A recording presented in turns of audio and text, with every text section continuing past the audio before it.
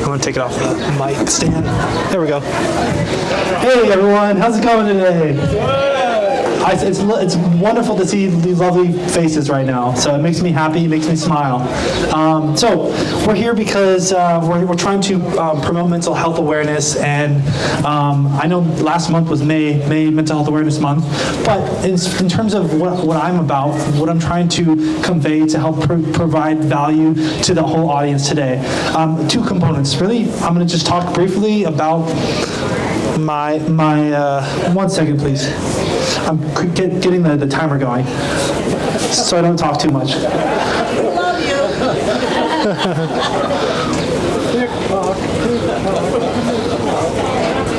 There we go. Okay.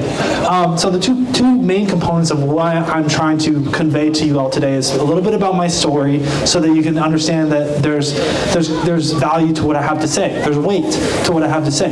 The second component I'm going to talk about is I'm going to talk about the Clubhouse model and the work order day, which we do daily at the Clubhouse, at Whatcom Clubhouse in general. So to start with, you might be wondering, who's Brandon Burbank? And that's me. I'm goofy old Brandon. I was born and raised in Bellingham, Washington. I'm 27 years old now. Just a couple of significant time periods in my life that have changed my life forever. Specifically, when I was at the age of 19, I returned home from studying abroad. And I was studying abroad in Barcelona, Spain, Europe, and Africa. And I returned home, but I was very lost and very lost a lot of my abilities to let me digress. More just focusing on the struggles and the pain points of what I struggled with mental health challenges, from depression to anxiety to a whole litany of other mental health related issues. So as a youngster, a 19-year-old, I had to go through all these challenges, and it was just really hard to figure out how to do life as a youngster, as a 19-year-old. And so I ended up in the hospital. And then not long after that, I was diagnosed with bipolar disorder. And so I know that that's a very, very severe condition, which is definitely something that I am constantly having to be mindful of, even at the age of 27. And as I look forward into my future, I want to beat the odds, because I think there's excuse me, I'm talking too fast. I think that there's a statistic out there that involves with how I think your likelihood to live a long life is 10 years earlier in comparison to somebody without a bipolar disorder diagnosis. I got this from a Polar Warriors, which is another mental health advocate YouTube channel. However, so speaking with more with my story, I've gone through many hospitalizations, which I can reassure everybody it hasn't been easy. Even from 19 to 27, I've been through many challenges and hoops and valleys that I've had to climb and overcome. And so I'm here because I'm trying to motivate other people, and I know that there's a lot of things that are involved with mental health that sometimes it's stigmatized because of the word stigma around mental health. But I'm here to be able to kind of speak profoundly, but also truthfully from the viewpoint of somebody who's actually lived the life of somebody with a disability. I don't like disability, with a mental health challenge. Let's call it that. So what else am I going to say? So that gives you a little bit enough of information about my story, but there's more, because I think that the truth of the matter is how I have been so persistent in my endeavors. Persistent as in, like, when I went through a mental health challenge, I got back up. I stood up on my own 2 feet and said, hey, how can we overcome this situation? And with limited support sometimes from family members and friends, and I asked myself, how can I get back up and keep trying and not give up on myself? So to put you on the scope of things, as you can tell, you can probably tell I've been doing this for a long time, and that's the truth. I've been speaking professionally since about the past 3 years now, and I started back in Los Angeles County, Long Beach area, and when I lived in Long Beach, California. And so my point is that I've kind of been so diligent and persistent in terms of my growth and my overall well-being to try and pursue strength, pursue what my heart desires. And so that's what I can tell you as far as the originality of my story, because not everybody has walked the walk that I've walked, but I'm going to tell you right now, every single person in this audience, you have a different story as well that is still powerful as well, whether it be related to mental health or not. And so kind of with what I'm saying here in this talk tonight, what are you asking yourself to do? Well, let's do the call to action. And the Whatcom Clubhouse is an organization that is helping people day by day, getting through challenges and working through their problems holistically. We don't deal with mental health medications and stuff like that, which is, for some people, that's an important part of their life. And so with that being said, though, the clubhouse, what we do, let me give you a quick snippet of when you walk in the door, you're greeted by Generalist Matt Magaha. Matt, if you're in the audience, wave your hand. Okay, I don't think Matt's here right now, but and then on the right-hand side, you're greeted by the executive director, Evan Mulligan. Evan, raise your hand. Evan's not here either. Okay. Well, in spite of that, it opens up usually around 10 a.m. and people, it's a good time to start because some people get a little starter for their day a little bit later on than most, but that's okay. As long as you're showing up and you're trying to make a difference in your life and you can see the value in what you're doing, that's where the learning happens. That's where the change is happening from other people's lives. And so how have I used it? Well, by golly. So it was founded, this organization was founded last June, and ever since June, we've been progressively growing and getting better with the trend that there's another statistic that I must share with you right now, and that's kind of really incorporated with the mental health challenges. Simply put,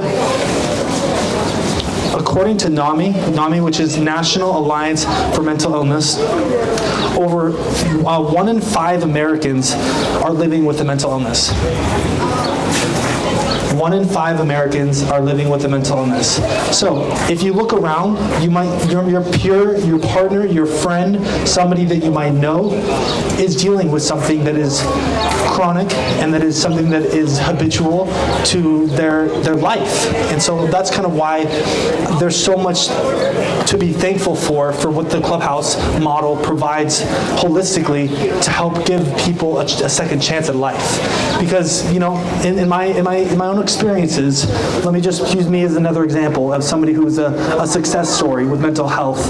In my own experiences, if I don't know, I don't really know. I'm through the grace of God, I would have made a way, but I don't know what I would have done in the past 6 months if I didn't have the support from the Clubhouse, the Clubhouse model, because of how formulative it was and how effectively it helped me. If you can't tell or not, I still sometimes struggle with mental health, social anxiety, and so that's kind of something that I deal with every now and then. But what the Clubhouse has done, where number one, I feel safe. I feel heard and understood and accepted. And the number one thing that you have to have in order to be successful is feel comfortable in your own environment. And so, with that being said, the Clubhouse model in the past 6 months for me, there's been times when I didn't want to get out of bed and I went to the Clubhouse and they made my life better. And then there was other times when I decided to ask myself, you know what, I'm in a rough place right now, but why don't I dig deeper into this organization and just by the grace of God, see what happens to what my life could transform to. And so thank you.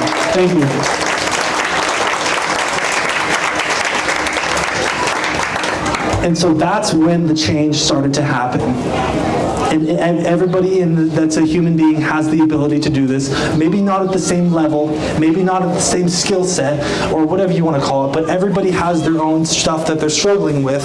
But my decisions to consistently show up to the clubhouse and work on my different challenges and pain points, and just talking with different people about life, that's where the meat and potatoes came from, and the transformative life, how it essentially it transformed my life for the better.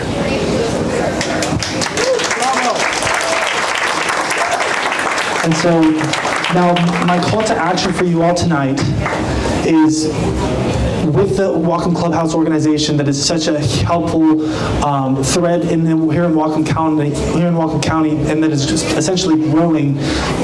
What's your call to action? How could you donate some of your money to this organization to help make a difference in the lives of other people, and especially with the same commonality of the causes and the values that we have here at the clubhouse, which are so fundamental to success.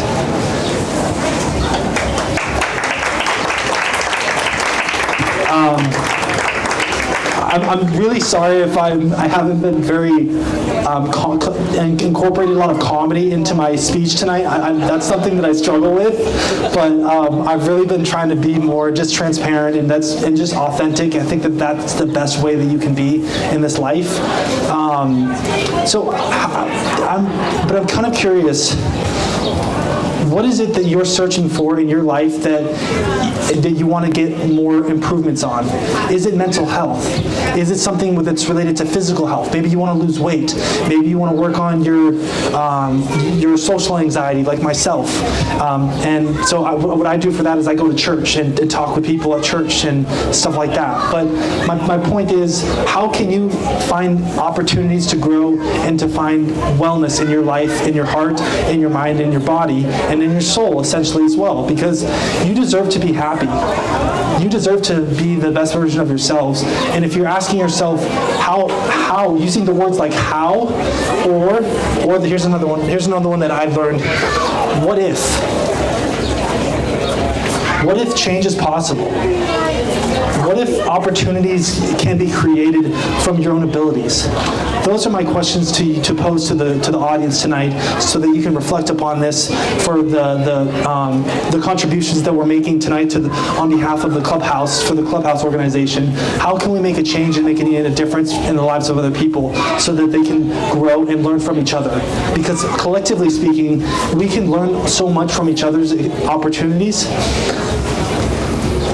The last point I'll make is a comparison. 2 points that I think really make a huge difference about the implications for just a comparison of 2 words. I love sharing this. This is actually probably, I think you can go on YouTube and search Brene Brown, and it talks about sympathy versus empathy. I must share this little component because of the fact that you can be sympathetic with a person. So for example, say you're talking to a person right now that has a mental illness or a mental health condition. How are you talking to them? Are you talking down on them, or are you being able to try and be empathetic versus being sympathetic? Because when you're sympathetic, you're you're a wall. You're a wall, and you're just not really, you're just regurgitating what they were saying. But being empathetic is like you're meeting them where they're at and asking them, how can I help you? Or how can I be of support for you in your lives? So that's the last critical component that I wanted to leave you all today in this speech tonight. And I hope that you guys would consider donating to the Whatcom Clubhouse organization, because we have a lot of good stuff coming up in the near future, guys. Thank you very much.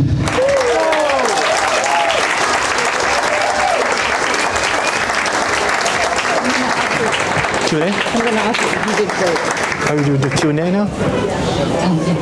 Brandon's going to be around for a little while if anybody wants to talk with him one-on-one. I'm going to do the other music. Oh, okay. Are we not doing Q&A then? If anybody has a question right now, please feel free to ask Brandon. No questions? Catch him after he sits down and has a little to eat. Yeah, okay. And now we're going to have Thank you. Kara Caldwell and Diane